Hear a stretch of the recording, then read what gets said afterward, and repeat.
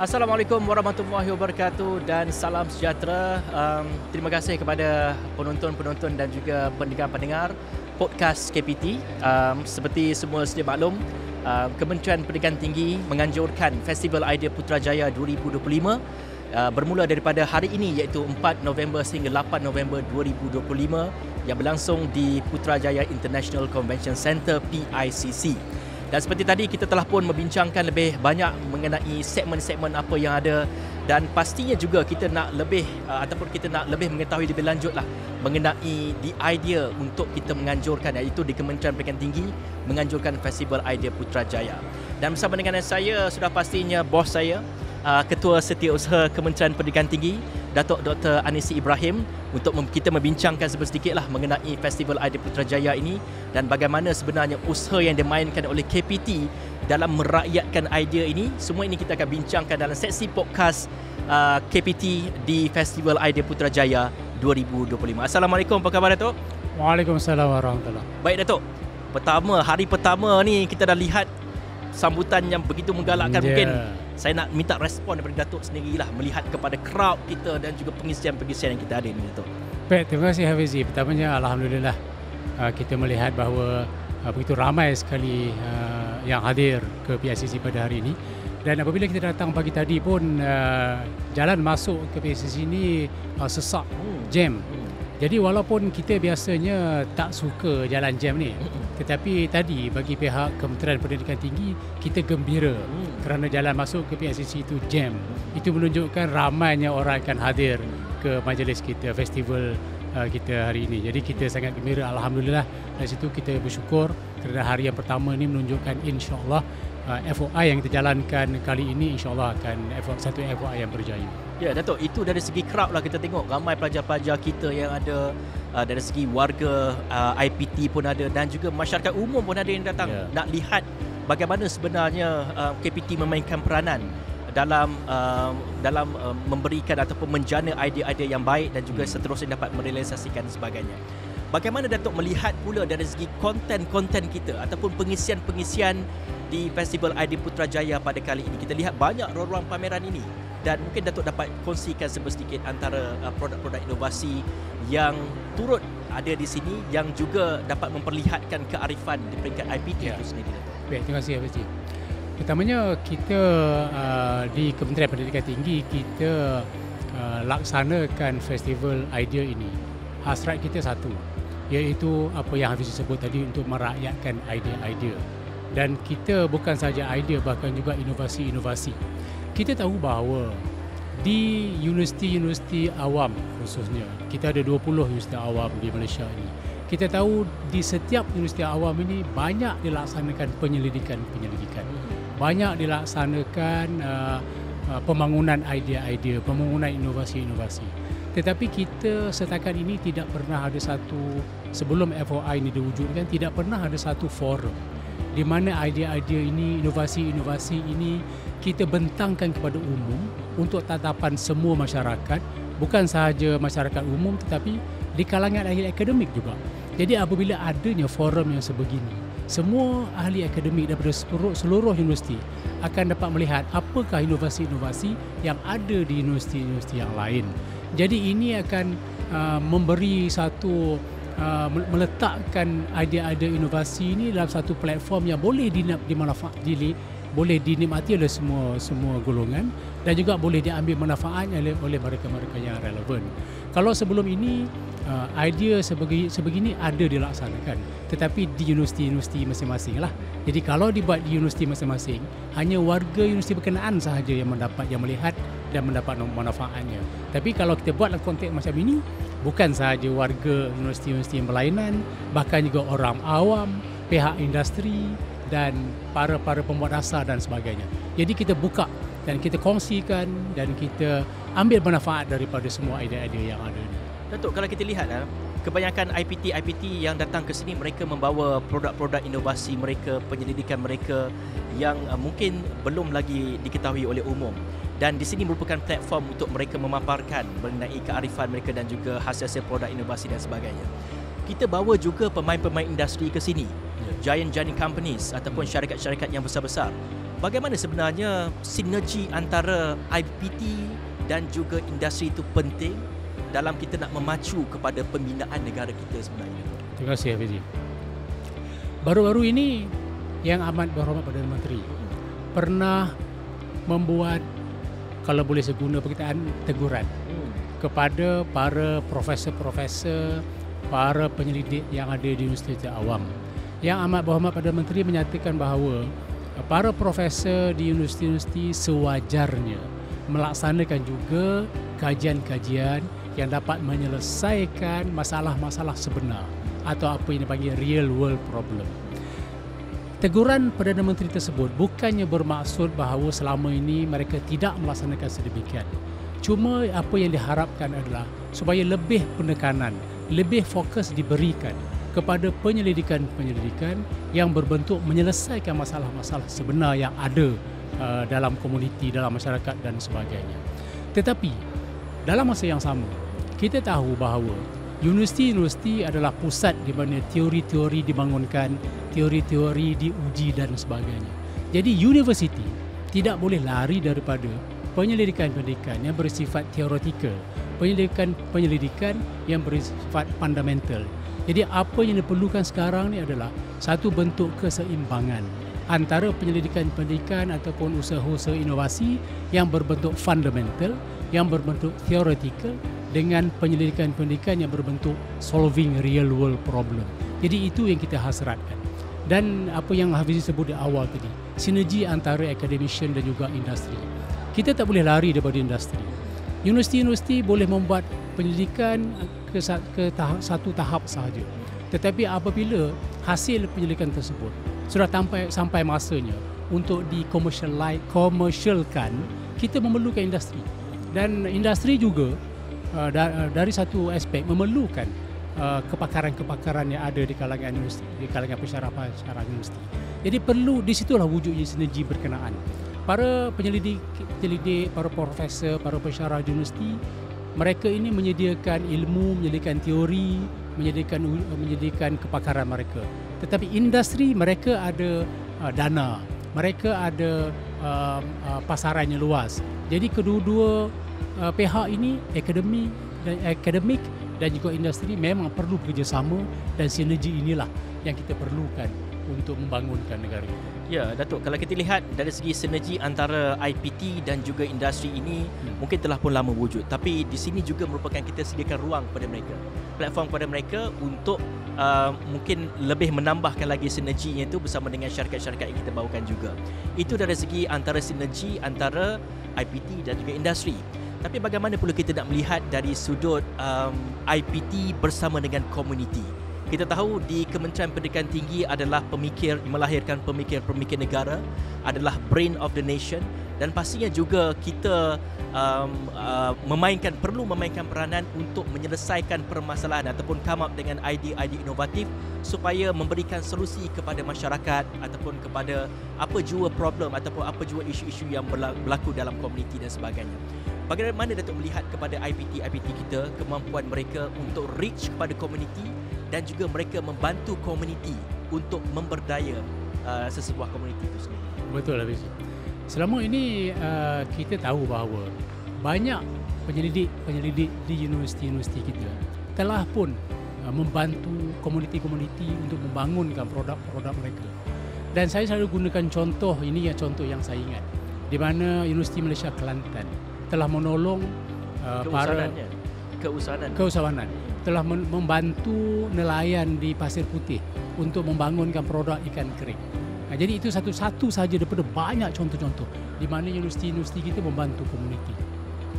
Dalam konteks ini, para pensyarah, para penyelidik di universiti, mereka perlu memahami apa sebenar isu on the ground. Penyelidikan di universiti sahaja, penyelidikan dalam makmal sahaja tidak cukup.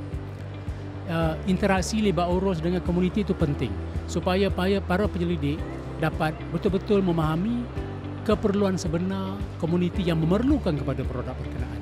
Semalam dalam persiapan untuk majlis hari ini, kami sempat melihat persiapan yang dilaksanakan oleh beberapa universiti kat sini. Jadi salah satu penerangan yang diberikan oleh daripada salah satu universiti, mereka menunjukkan satu inovasi untuk membela ikan bersekali dengan menanam sayur secara hidroponik. Satu ekosistem yang lengkap. Najis ikan akan menjadi baja kepada hidroponik tersebut. Dan kalau ikut ujian di makmal, tanaman hidroponik tersebut berupaya menyediakan hasil yang sangat tinggi. Tetapi apabila mereka bawa idea inovasi ini kepada komuniti, soalan daripada komuniti adalah apa income yang didapat? Mereka tidak melihat inovasi sebagai satu inovasi, tetapi mereka melihat inovasi sebagai satu punca yang mendatangkan pendapatan kepada mereka, punca ekonomi mereka.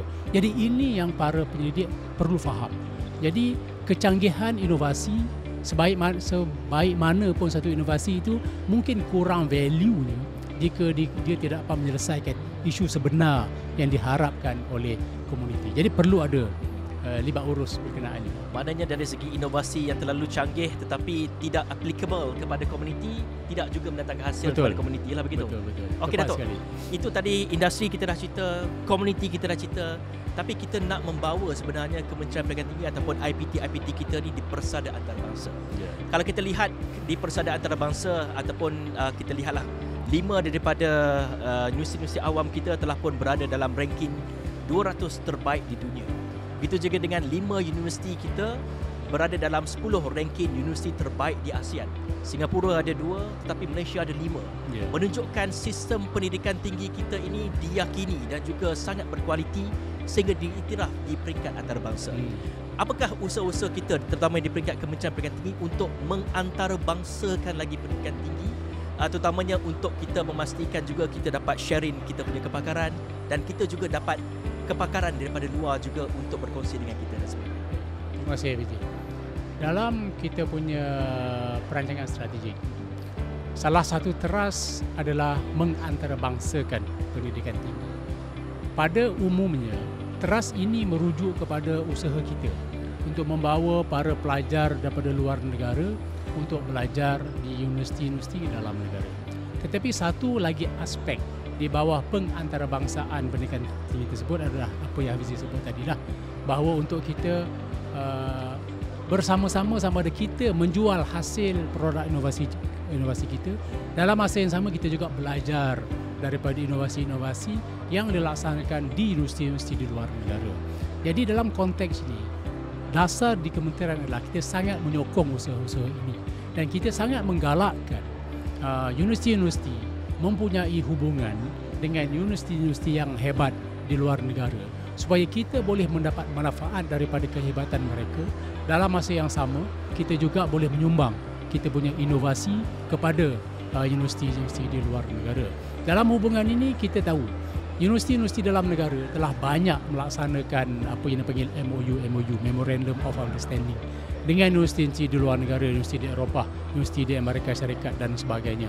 Dan sekarang ni telah tiba masanya untuk kita melihat hasil daripada MOU yang telah pun ditandatangani tersebut. Yang berhormat Menteri Pendidikan Tinggi sebelum ini pernah mengingatkan kepada semua Naib Chancellor bahawa kita tidak cukup sekadar bilangan MOU yang kita tanda tangan.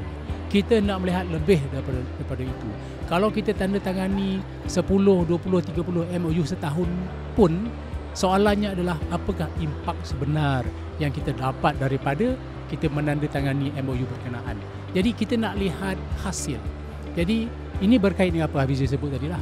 Kita nak menjual produk-produk kita nak menjual hasil inovasi kita kepada negara luar.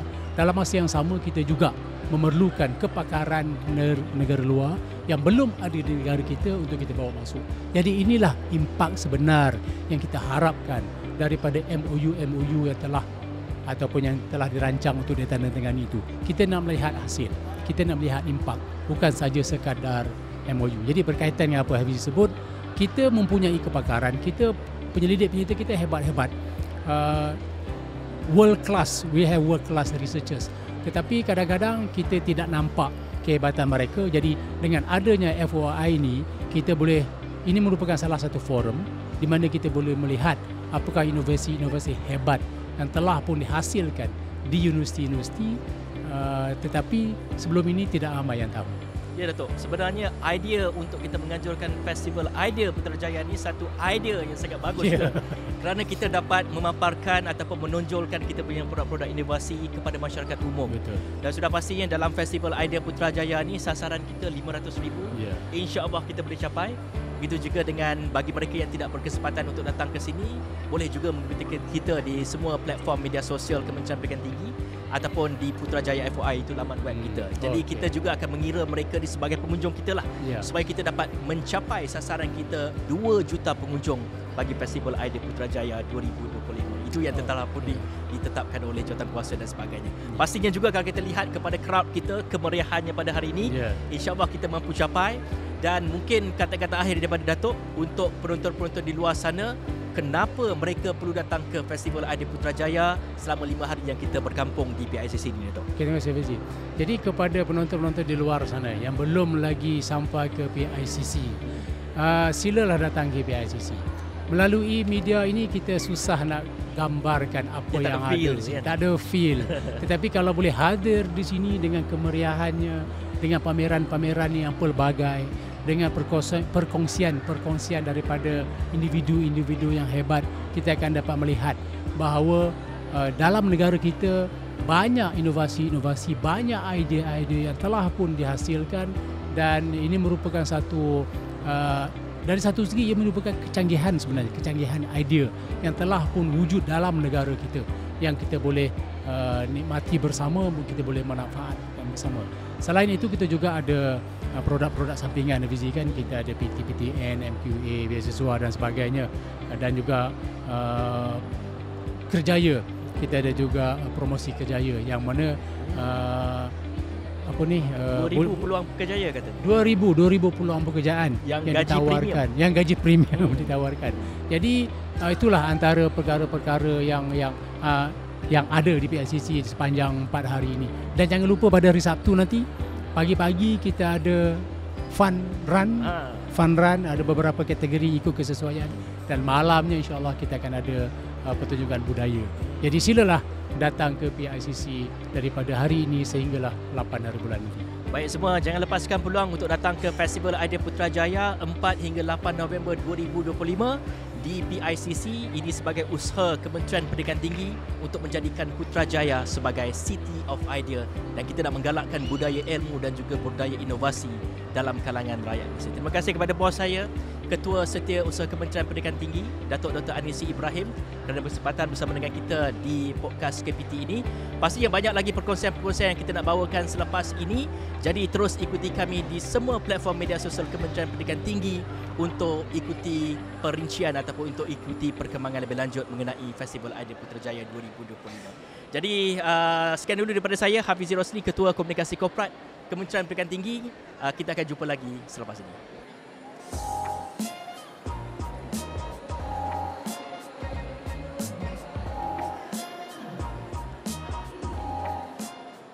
Assalamualaikum warahmatullahi wabarakatuh dan salam sejahtera. Terima kasih kepada pendengar dan juga penonton podcast KPT. Dan podcast KPT pada kali ini kita bersiaran di PICC, Putrajaya International Convention Center, bagi kita meraihkan Festival Idea Putrajaya 2025 yang berlangsung pada 4 hingga 8 November 2025. Jadi kami akan berada di PICC ini selama 5 hari, dan pastinya juga kita nak berkongsikan kepada anda semua mengenai ekosistem pendidikan tinggi. Begitu juga dengan Festival Idea Putrajaya ini sendiri. Apa keunikannya, apa yang menarik, dan juga kenapa sebenarnya anda perlu datang ke Festival Idea Putrajaya pada kali ini. Dan untuk kita bercerita lebih lanjut mengenai Festival Idea Putrajaya ini, bersama dengan saya adalah Timbalan Ketua Setiausaha Dasar Kementerian Pendidikan Tinggi, iaitu Datuk Dr. Haji Megat Sani. Terima kasih Datuk kerana bersama dengan kami di podcast KPT, Datuk. Apa khabar Datuk? Baik, Alhamdulillah. Terima kasih Encik Uzi. Okey, baik Datuk. Jadi Datuk, kalau kita lihatlah kepada Festival Idea Putrajaya ini, festival ini adalah satu idea yang sangat baik kerana di sini kita menghimpunkan segala produk-produk inovasi, penyelidikan, dan kita kumpulkan segala pemikir-pemikir negara kita di platform podcast, di platform FOI ini sendiri. Bagaimana Datuk melihat kepada sambutan yang pertama dan juga ataupun kita nak flashback baliklah dari segi persiapan kita juga menjelang Festival Idea Putrajaya ini? Jujur saya katakan hari ini walaupun hari ini hari yang pertama Encik Abizi, sangat meriah yang lebih daripada yang kita dah buat tahun lepas. Dengan pengunjung walaupun pagi tadi hujan lebat tadi kan, tapi tidak, orang kata apa, tak putus-putus, tak berhenti semangat orang datang. Semangat, dan tambah lagi yang datang ni mereka adalah yang akan meneruskan generasi yang akan datang ni. Sebab mereka ni lah sepatutnya mengambil peluang ni untuk berada di sini dan melihat apa yang kita pamerkan dan juga apa yang kita persembahkan, untuk mereka mencetus pula idea. Bila dia bawa balik itu nanti, cetus idea apa yang patut mereka buat daripada kunjungan mereka ke sini. Itu sebab tujuan asal Festival Idea ni ialah untuk kita nak pastikan warga muda kita ni, generasi yang akan datang ni, diberi pendedahan tentang dari segi aspek sejarah apa yang dah dibuat sebelum daripada sekarang ni, yang menyebabkan dunia ni berubah dengan begitu ketara sekali kerana asalnya daripada idea lah. Kan, jadi itu yang saya rasa lah dia punya vibes kan, dengan kedatangan pengunjung-pengunjung begitu ramai ni, saya pasti insya-Allah masa depan Malaysia ni akan jauh lebih maju. InsyaAllah, itu sebenarnya harapan daripada Kementerian Pendidikan Tinggi sekali. Dan juga Datuk, kalau kita lihatlah kepada pengunjung-pengunjung yang datang ni, bukan hanya saja kepada pelajar-pelajar kita, bukan hanya kepada warga IPT kita, tapi juga masyarakat umum juga datang ke sini. Dan inilah yang sebenarnya menjadi platform kepada semua yang berlaku di peringkat IPT ini untuk kita menonjolkan kearifan kita kepada masyarakat. Pada pandangan Datuk sendiri, bagaimana sebenarnya idea yang berhormat menteri kita lah, sudah pastinya idea untuk menganjurkan Festival Idea ini perlu disambut baik oleh IPT. Itu yang pertama. Dan juga kedua, bagaimana sebenarnya platform ini ataupun Festival Idea ini boleh dijadikan platform untuk kita menonjolkan lagi produk-produk inovasi dan juga kecerdikan di peringkat IPT kita tu, Datuk. Kalau kita tengok di sekitar kita, pempamer kita daripada IPT kita, dia menunjukkan tentang hasil-hasil kajian yang telah mereka buat, yang boleh dipamerkan dan kita boleh tengok dari segi produknya sendiri. Dan kita boleh nampak apa yang mereka hasilkan itu adalah hasil daripada cususan idea. Dan Alhamdulillah, perkara ini yang berhormat Menteri kita Datuk Seri Dr. Diraja Zamri Abdul Kadir, dia melihat benda ni untuk satu perkara yang lebih besar lagi. Kenapa tidak kita kumpulkan mereka ni untuk dipamerkan? Betul. Kan? Mengapa tidak perkara ini kita menarik minat lebih ramai lagi untuk participate dengan kita sekali untuk menjayakan agenda negara ini. Jadi kalau kita tengoklah dari segi zaman tamadun Islam contohnya kan, kita ada pameran tamadun Islam, itu pun datang daripada idea dulu. Dan beramai saintis-saintis terkemuka daripada dunia Islam pada ketika itu mencetuskan idea-idea tersebut, dan akhirnya apa yang kita warisi sekarang ni adalah hasil daripada cetusan idea dan juga kajian yang telah mereka buat.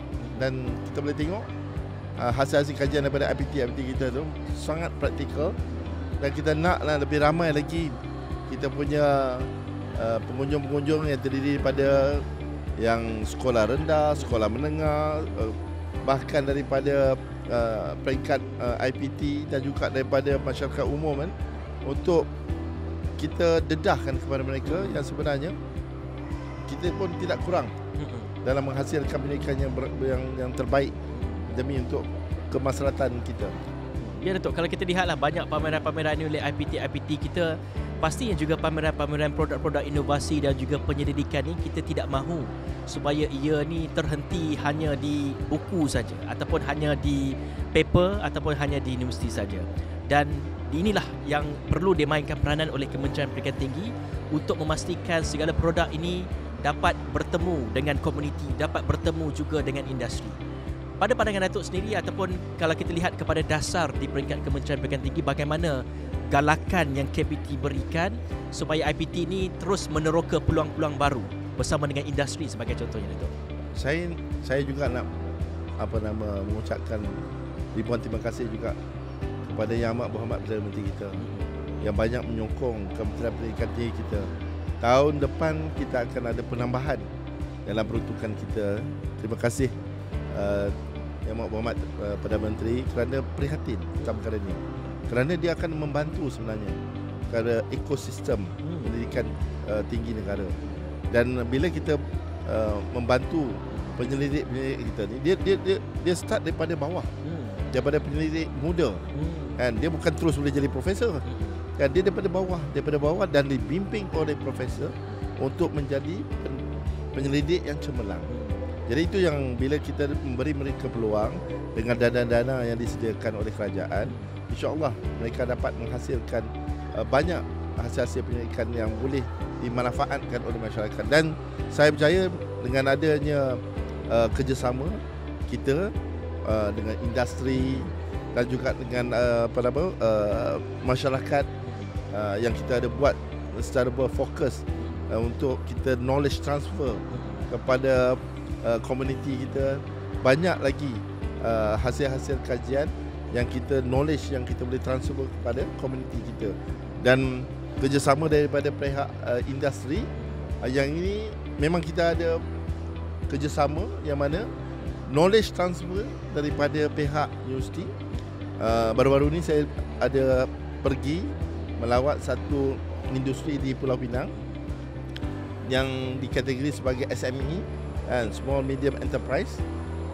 Dia support kepada multinational company. Jadi yang daripada syarikat SME ni, kita joint collaboration antara USM, contohnya USM dengan syarikat untuk membangunkan satu mesin yang boleh mempercepatkan proses dan juga mengurangkan dari segi defect. Jadi itu telah meningkatkan dari segi produktiviti dan juga keuntungan syarikat. Yang itu yang kita nak. Bila untung syarikat tu bertambah, maka hasil daripada cukai yang kita boleh ambil daripada SME tadi itu akan bertambah harga. So cuba bayanglah kita ada berapa banyak SME, kan? Dan inilah kerjasama yang kita nak galakkan daripada pihak IPT dan juga pelbagai pihak, industri, komuniti dan juga sesiapa saja yang akan bekerjasama dengan pihak pendidikan tinggi kita. Maknanya sinergi antara IPT bersama dengan industri dan juga bagaimana sebenarnya ilmu-ilmu penyelidikan itu juga kita membantu menyelesaikan isu dan juga solusi kepada masyarakat itu memang diberikan penekanan di peringkat KPT sebagai contohnya. Baik Datuk, itu kita lihat kepada sinergi lah antara komuniti dan juga dengan industri. Dalam kita nak memastikan juga Kementerian Pendidikan Tinggi iaitu melalui IPT-IPT-nya terus melakar kecemerlangan di persada antarabangsa. Pastinya juga di peringkat kementerian pun kita ada satu dasar pengantarabangsaaan pendidikan tinggi kita. Dan bagaimana Datuk melihat kepada dasar pengantarabangsaaan pendidikan tinggi kita pada ketika ini yang kita lihat pada ketika ini mungkin cemerlang, mendapat banyak pengiktirafan di peringkat antarabangsa, dan apa sebenarnya galakan-galakan yang kita berikan supaya IPT ini terus mengantarabangsakan IPT mereka dan kita juga harus mengantarabangsakan pendidikan tinggi negara kita. Untuk makluman Encik Afizi, sekarang kita ada menerima sejumlah lebih 140,000 pelajar asing yang belajar di IPT kita. Dan dia makin bertambah. Dan pertambahan ini adalah sebab kedudukan Malaysia ini cukup strategik pada mereka kerana kita mempunyai banyak universiti yang dikategorikan sebagai bertaraf dunia dalam world ranking. Jadi walaupun kita ni sebuah negara yang kecil, tapi kita mempunyai IPT yang bertaraf dunia, berkualiti tinggi. Makanya mereka berduyun-duyun nak datang sini sebab satu lagi reputasi Malaysia. Tempatnya baik, selesa, orangnya ramah tamah, makan pun sedap. Jadi ini adalah tarikan. Kos pun tidak terlampau tinggi. Jadi mereka suka nak datang ke Malaysia. Bukan hanya untuk melancong. Asalnya mungkin melancong, tapi akhirnya mereka nak datang belajar sini.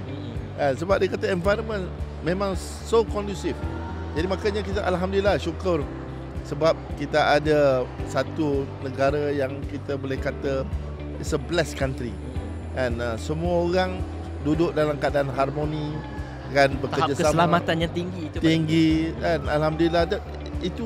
Resepi kita tu kita kena pertahankan, dan saya percaya kalau katakan ini akan berterusan selama-lamanya, Malaysia ni akan menjadi sangat berjaya dan menjadi contoh kepada semua negara di dunia. Dan itu kita lihatlah kepada kemasukan pelajar-pelajar antarabangsa masuk ke dalam negara kita. Dan pastinya juga salah satu faktor yang menyebabkan mereka ni nak masuk ke dalam negara kita ni adalah dari segi ekosistem kita dan juga dari segi penyelidikan-penyelidikan yang mereka boleh explore di sini. Bagaimana Datuk melihat kepada penyelidikan yang mungkin ada juga sinergi antara IPT tempatan kita bersama dengan IPT di luar negara, masing-masing membuat perkongsian ilmu dan sebagainya, Datuk? Cik Hafizi tahu tak?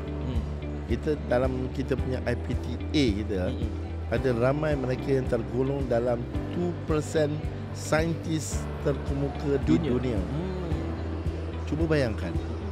Jadi makanya kita ada banyak pengkaji kita, researcher kita ni yang dalam kategori dunia tadi tu.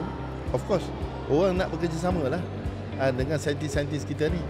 That's why orang kata apa, researcher ni dia agak cerewet dalam siapa dia nak bekerjasama. Tapi kalau katakan kerjasama tersebut akan mendatangkan satu hasil yang baik, yang terbaik, jadi mengapa tidak mereka nak bekerjasama dengan researcher daripada Malaysia, kan? That's why kita ni, researcher kita ni cukup tekun, dan juga mereka pun mempunyai satu, orang kata apa, perkara yang mungkin kita perlu lebih tunjukkan mereka ni lagi lah kepada dunia, sebab kita pun tidak kurang daripada negara-negara maju, sebab kita ada researcher yang hebat dalam nak menyelesaikan masalah. Ya, Datuk. Dan kalau kita lihat dan relatekan juga dengan Festival Idea Putrajaya ini, tahun lepas kita ada 2 segmen saja, iaitu Sidang Idea dan juga My Ideas Connect. Tapi tahun ini kita tambah lagi 2 tu masih kekal, kita tambah lagi 2. Satu adalah Global Higher Education Forum dan satu lagi adalah Advanced TVET dan juga Entrepreneurship. Jadi bagaimana Datuk lihat komitmen yang diletakkan oleh KPT ini, satu untuk TVET, satu untuk perusahaan dan satu lagi untuk mengantarabangsakan Festival Idea Putrajaya ini sebagai platform? Kalau kita nak bercerita tentang apa yang kita dah buat tahun lepas dengan tahun ini, semestinya memang kita akan adakan perkara-perkara untuk yang ditambah baik lagi. Dan tahun ini kita mempersembahkan lagi perkara-perkara yang menjadi agenda kerajaan, agenda nasional negara. Dan salah satunya adalah TVET. Jadi TVET ini adalah agenda negara yang mana kita nak melihat bahawanya dapat dijayakan dengan sebaiknya, sebab kita adalah sebuah negara yang perindustrian. Jadi kita perlukan lebih ramai lagi mereka yang terlibat dalam bidang ini. That's why bila kita ada pameran yang berkaitan dengan TVET ni, kita nak menggalakkan rakyat kita untuk bersama-sama terlibat dan juga meyakinkan bahawasanya anak-anak mereka yang mana nak masuk ke bidang TVET ni akan mempunyai peluang yang lebih cerah di masa hadapan di Malaysia ini. Dan saya percaya apa yang kita cuba usahakan ni bersama-sama juga dengan kementerian lain, Kementerian Pendidikan Malaysia, dengan KESUMA, dan ini semua ni kita kena buat secara satu pasukan, bukan secara silo. Dan dengan cara ini sajalah saya percaya negara akan dapat dilonjakkan lagi ke satu tahap yang lebih tinggi. Itu merupakan harapan daripada Datuk TKSU Dasar Kementerian Pendidikan Tinggi, dan pastinya juga kita nak meletakkan Malaysia ni satu aras yang lebih tinggi. Sekarang dah tinggi, tapi kita nak meletakkan Malaysia di satu aras lebih tinggi dan juga menjadi rujukan kepada pemain-pemain industri dan juga pemain-pemain dunia akademik ini di peringkat serantau kita. Baik, kami ucapkan ribuan terima kasih kepada Datuk Dr. Haji Megat Sani, Timbalan Ketua Setiausaha Dasar Kementerian Pendidikan Tinggi, atas perincian sebentar tadi. Mungkinlah kata-kata akhir daripada Datuk lah untuk mengajak orang ramai untuk datang ke sini. Kenapa sebenarnya mereka wajib untuk datang ke Festival Idea Putrajaya ni secara fizikal, bukan hanya saja rumahnya tapi secara fizikal, Datuk? Saya pada mereka yang mendengar siaran kita ni, saya nak menjemput kepada mereka datanglah ke Festival of Ideas di Putrajaya di PICC bermula daripada hari ini sehinggalah kepada tarikh 8 hari 8 bulan. hari bulan November. Sebab pameran yang kita sediakan ini adalah berbeza daripada pameran-pameran yang lain. Yang ini lebih ilmiah dan juga dia juga ada juga perkhidmatan-perkhidmatan lain kan, seperti peluang-peluang pekerjaan yang lain. Tetapi kita nak memperlihatkan kepada masyarakat kita bahawa idea boleh dijadikan realiti satu hari nanti. So bagaimana nak mencetuskannya, datang ke sini, lihat pameran yang kita sediakan, dan satu hari nanti mungkin dia akan mencetuskan apa yang nak dia berubah dalam diri dia sendiri. Betul. Kerana setiap idea ni, kami di Kementerian Pendidikan Tinggi meraihkan setiap idea anda, dan anda juga sebenarnya boleh menyumbang idea anda di satu platform yang telah pun di-initiate by KPT, iaitu Idea Vault. Dan pastinya juga setiap idea-idea kreatif anda, idea inovatif anda, kami akan raikannya dan kita akan lihat juga sekiranya ia mampu direalisasikan, maka anda juga sebenarnya akan memenangi. Ada hadiah. Sebab di atas nanti ada satu untuk mereka kemukakan idea mereka, dan mereka perlu yakinkan ahli panel idea mereka itu sesuatu. Jadi yang terbaik akan mendapat hadiah. Itu nanti yang akan berlaku di PICC sepanjang 5 hari. Kena rebutlah peluang. Kena rebut peluang ini. Hadiah confirm menarik lah sebab daripada Okey, baik, itu saja yang sempat kami bawakan dalam podcast KPT pada siri kali ini. Sekali lagi ucapan terima kasih kepada Datuk TKSU Dasar Kementerian Pendidikan Tinggi atas perincian sebentar tadi. Banyak kita menceritakan mengenai pengantarabangsaaan, sinergi antara industri dan juga komuniti, dan pastinya juga input-input ini akan memanfaatkan anda dan juga sedikit sebanyak memberi perkongsian kepada anda mengenai ekosistem Kementerian Pendidikan Tinggi itu sendiri. Jadi sekian dulu daripada saya, Hafiz Rosli, Ketua Komunikasi Korporat Kementerian Pendidikan Tinggi. Kita jumpa lagi di episod akan datang. Assalamualaikum dan salam hormat semua. Terima kasih.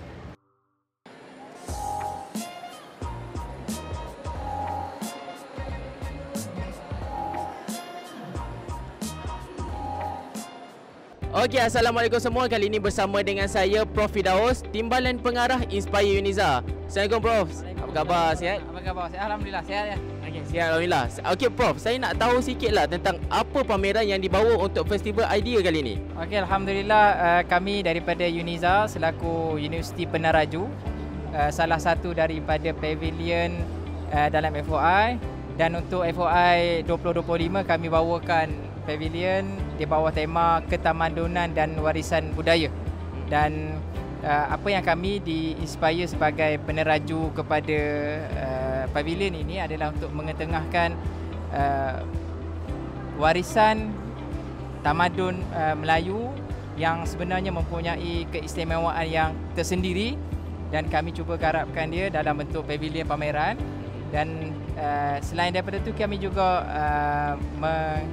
lihat daripada perspektif perkembangan teknologi semasa, apa yang berlaku dalam ketamadunan dan juga warisan bangsa buat masa sekarang. Jadi itu antara yang kami bawakan di FOI kali ini. Okey, Prof, boleh tak saya nak tahu apa sebenarnya yang ada dekat dalam pameran ni? Okay. Sebagai Universiti Peneraju, Uniza, kami berkolaborasi dengan pelbagai agensi, universiti dan juga industri untuk menjayakan pavilion kali ini. Dan tak kurang daripada 6-7 agensi yang kami bawakan. Bukan Uniza sahaja di sini. Kami membawakan beberapa agensi, antaranya kita ada Arkib Negara dengan pameran manuskrip mereka. Lepas tu kita ada di depan ni Inspire sendiri, manuskrip juga, kami mengatakan manuskrip yang kami ada. Di sini ada Quran tulisan tangan yang dah berusia lebih kurang 300 tahun. Kemudian kita ada wakil daripada UPSI yang mengetengahkan manuskrip mereka. Di belakang sana kita ada keris Melayu. Macam mana kita nak tonjolkan keris Melayu sebenarnya, pembuatan dia dan juga bagaimana kualiti keris Melayu yang dah berabad lamanya. Dan selain daripada tu, kita masukkan juga elemen teknologi. Kita ada di sebelah kiri atau kanan pavilion ni ada satu AR changing mirror. Kita bagaimana kita nak masukkan elemen imersif supaya orang dapat merasai memakai pakaian-pakaian tradisional Melayu Jadi kita ambil beberapa, boleh ada yang lelaki, ada perempuan, dan kita pilih beberapa pakaian-pakaian yang rare dan juga kadang-kadang yang tak kita jumpa dah. Jadi kita boleh try di sini, dan ini antara yang mendapat perhatian panjang beraturnya dari pagi tadi. Di sebelah sini kita ada ePondok Metaverse, satu inovasi dalam bentuk meta, dunia meta untuk pembelajaran agama, dan di dalam tu kita ada banyak perkara, ada studio Quran, kita ada pengajian pondok, kita ada galeri manuskrip, galeri tokoh Islam dan sebagainya. Yang ni kita guna Headgear Metaverse, dan juga dapat sambutan yang cukup tu hari ni. Dan saya kira di sebelah belakang sana tu ada satu benda yang cukup menarik. Kita tonjolkan catur Melayu yang tak biasa orang dengar, catur Melayu, dan kita buat memang boleh terus bermain catur kat belakang. Itu antara yang kita bawakan untuk FOI kali ni. Okey, jadi apa objektif pameran untuk hari ini, dan apa yang Prof rasa pengunjung dapat daripada pameran-pameran yang dipersembahkan untuk hari ini? Okey, antara objektif kita sebenarnya paling utama adalah kita nak memperkenalkan sebenarnya warisan tamadun Melayu ni bukan satu yang kita kata lekeh dan sebagainya. Sebenarnya kita dah, teknologi kita ataupun kita punya ketamadunan sebenarnya dah besar sebenarnya kan. Cuma kadang-kala sebahagian orang ada skeptikal, dan juga kadang-kala kita rasa macam tamadun kita tak ada apa. Jadi kat sini kami cuba ketengahkan. Sebenarnya banyak lagi kita dapat permohonan daripada rekan agensi untuk turut serma, tapi oleh kerana kita ada ruang yang tak terhad, kami mengetengahkan antara yang paling utama sahaja supaya orang dapat buka mata. Sebenarnya ketamadunan Melayu ini mempunyai sejarah, mempunyai keistimewaan yang sebenarnya setaraf dengan tamadun-tamadun yang lain. Dan apa yang kami harapkan mereka dapat jelik mata dan dapat merasai sendiri sebenarnya. Walaupun kadang-kadang kita dengar barang lama ni kita rasa macam kurang menarik, tapi kalau kita datang dan dalam keadaan dengan kita buat sedikit penambahbaikan ataupun tambah nilai daripada sudut teknologi, sebenarnya kita dapat merasai lebih lagi. Sebenarnya tamadun Melayu ni adalah satu benda yang boleh diketengahkan lebih jauh sebenarnya. Menarik. Okay, anda kata untuk festival tahun depan pun akan diadakan lagi, dan Prof dapat lagi bawa pameran yang sehebat ini untuk tahun depan. Apa pembaharuan yang akan diketengahkan pula untuk tahun depan?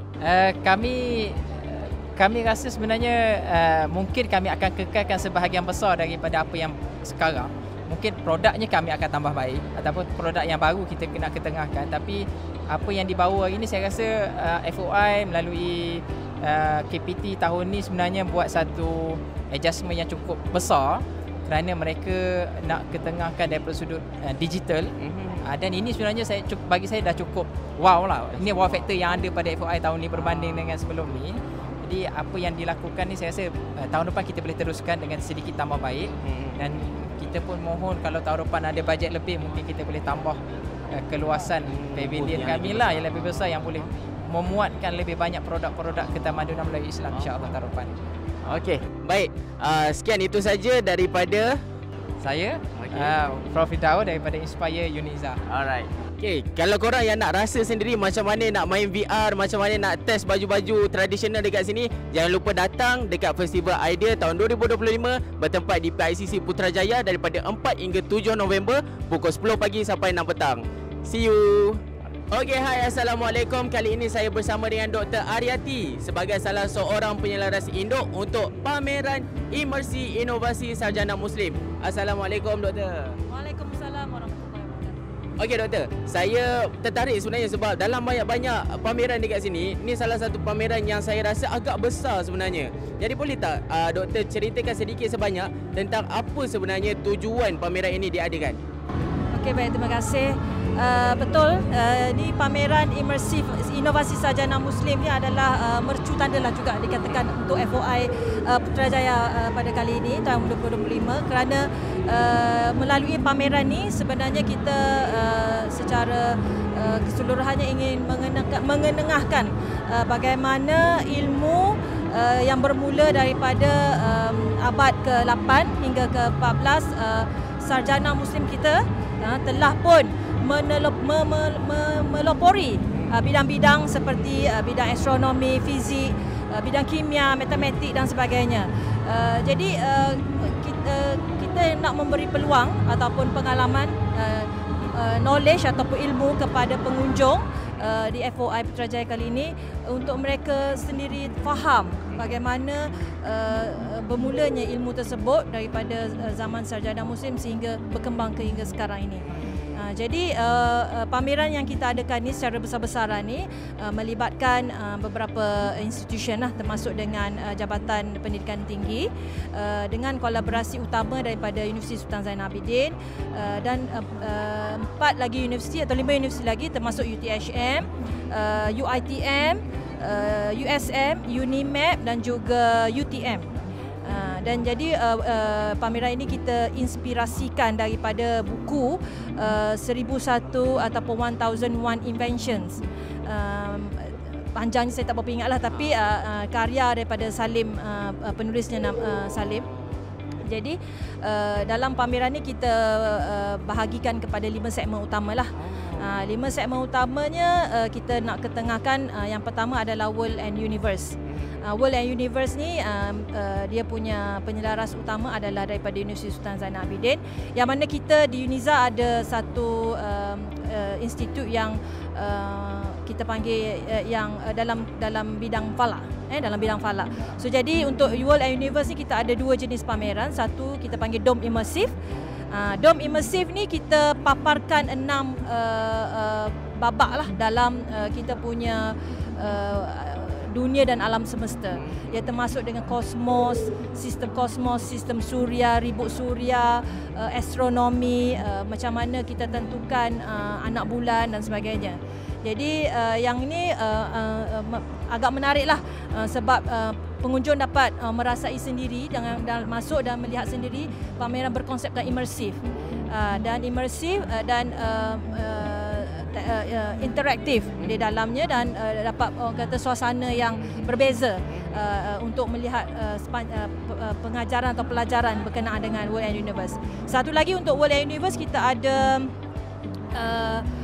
interaktif, pameran interaktif termasuk dengan pameran alat astronomi secara fizikal. Dan pameran tu pameran yang interaktif juga, yang mana pengunjung boleh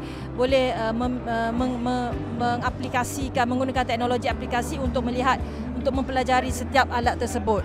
Selain itu kita juga ada permainan-permainan interaktif untuk menarik minat lagi pengunjung untuk lebih orang kata mendalami dan mengenali lagi berkenaan dengan World and Universe. Selepas tu kita ada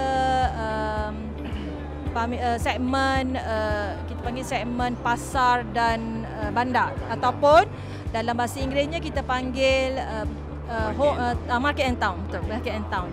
Jadi market and town kita di sinilah market and town kita cuba menonjolkan bagaimana pasar ataupun bandar menjadi tempat para orang kata para ilmuwan dulu berdagang dan orang kata mengenalkan jual beli dan sebagainya lah. Dan di situ ada perjalanan sampai ke emas, perdagangan emas dan sebagainya. Jadi boleh pengalaman tu sendiri untuk pengunjung berdiri dan melihat bagaimana ianya bergerak secara interaktif pengalaman tersebut di Home and Town. Seterusnya kita ada Home and Town, sorry, this is Market and Town. Home. Home adalah rumah. Rumah itu di mana orang kata pameran berbentuk harian. Bagaimana pada zaman dahulu kala, macam mana inovasi kita perkenalkan dalam kehidupan seharian, termasuk fashion, termasuk dengan makanan, termasuk dengan hiasan dalaman rumah, jam dan sebagainya. Dari situ kita punya ilmuwan Islam terdahulu telah pun mengenalkan pelbagai jenis inovasi. Seterusnya kita ada segmen home. Segmen home ni kita ketengahkan menggunakan teknologi projection mapping, yang mana kita cuba membawa pengunjung untuk melihat inovasi-inovasi yang dikenalkan dulu oleh sarjana Muslim berkenaan dengan Okey, kita menggunakan teknologi projection mapping. Teknologi tu kita nak menggambarkan keadaan di mana inovasi macam mana rumah yang diperkenalkan oleh sarjana Muslim dulu, inovasi jam daripada Al-Jazari, dan kita ada tengok macam mana hospitality kita berkembang daripada zaman dahulu kala sampai ke sekarang, bagaimana kita punya dining kita disediakan daripada dulu dan sekarang. Jadi menggunakan teknologi itu menyebabkan ia menjadi lebih menarik minat untuk orang tengok, sebab dia ada kelainan lah dari segi pameran tersebut. Kita terus bergerak kepada satu lagi section yang kita panggil section hospital. Section hospital ni nak mengenalkan kita punya sarjana Muslim seperti Az-Zahrawi, Ibn Sina yang telah lebih awal lagi melopori dalam bidang surgery ataupun pembedahan, perubatan, farmasi, dan di situ juga kita nak mengenalkan macam mana Islam digunakan dalam proses perubatan lah. Jadi inovasi-inovasi yang kita tunjukkan di situ pun telah bermula lebih awal lagi sebenarnya daripada sarjana Muslim kita. Okey, dan last sekali adalah second last adalah segmen school. Segmen school tu kita nak memaparkan kita punya memang kerusi profesor lah kononnya kita kata, tapi daripada sarjana Muslim. Dia kan ada satu perjalanan ilmu daripada Baghdad dan seterusnya hingga sekarang berkenaan dengan berkembangnya sekolah, universiti dan sebagainya. Tapi di situ memang kita pun menggunakan teknologi hologram. Jadi hologram yang mana profesor akan duduk di kursi profesor itulah untuk bertindak sebagai macam ulama yang menyampaikan ilmu kepada pelajar.